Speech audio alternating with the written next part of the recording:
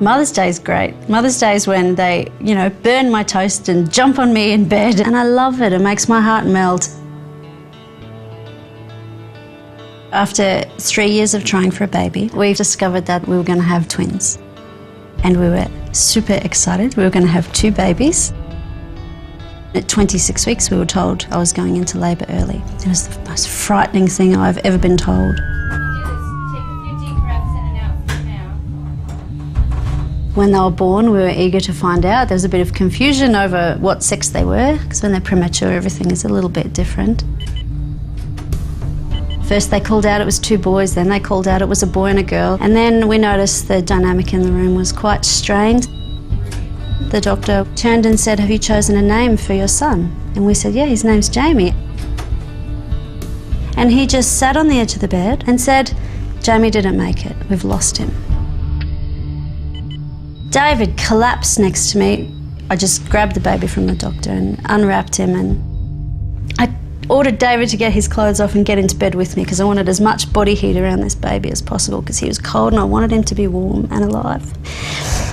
We put his skin against my skin and then I just held him close to my heart. I moved his head so that his ear would be able to hear my heart beating, and cried and cried.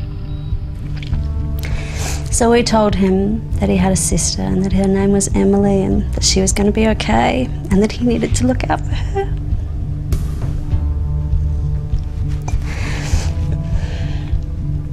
And that we had big plans for him, for his life.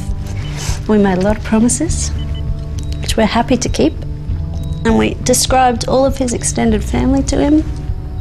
So we're bawling our eyes out and holding him. And then he started to move. And we thought, what? What's happening? And so we rang for the midwives to come back. And we said, "Look, he's moving, he's breathing." And they said, "He's dying.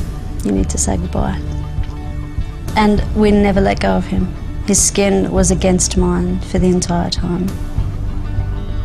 And then he opened his eyes.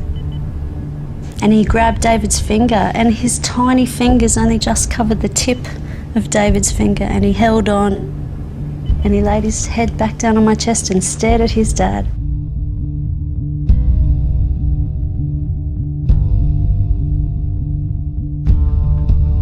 It was the most astounding and amazing thing that had ever happened.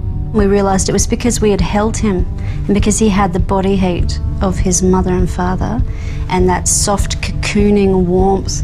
That's what had brought him back and had given him the time that he needed to live.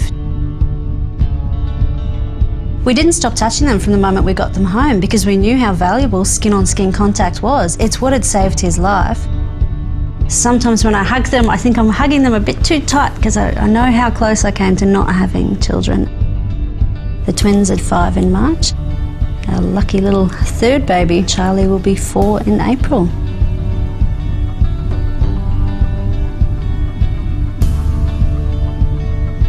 The good stuff is when they repeat gestures back to you that you use with them. So sometimes they'll sit next to me and they'll just start patting my back, or someone will stroke my hair. And I'm just thinking, this is bliss, I'm so lucky.